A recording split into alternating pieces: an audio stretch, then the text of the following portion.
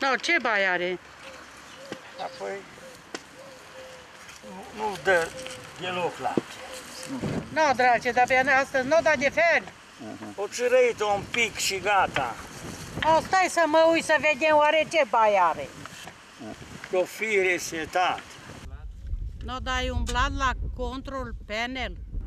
Și lui vaca lui Anuța i s-a virusat soft. No, vezi, acum vine ceva.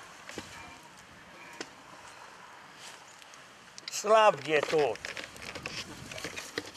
Dar pe care țâță? Pe 3. Păi nu pe 1. Nu că pe 3.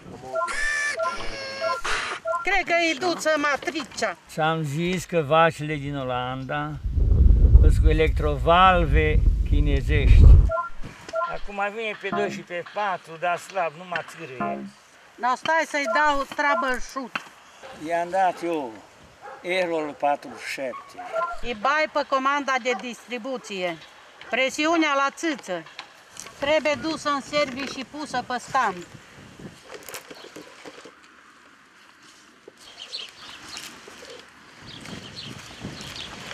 Mă, Sandule, ce caută asta aici? Ce e asta?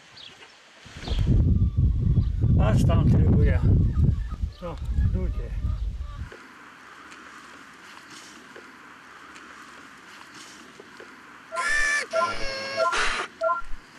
No, gata, s-a pornit, merge.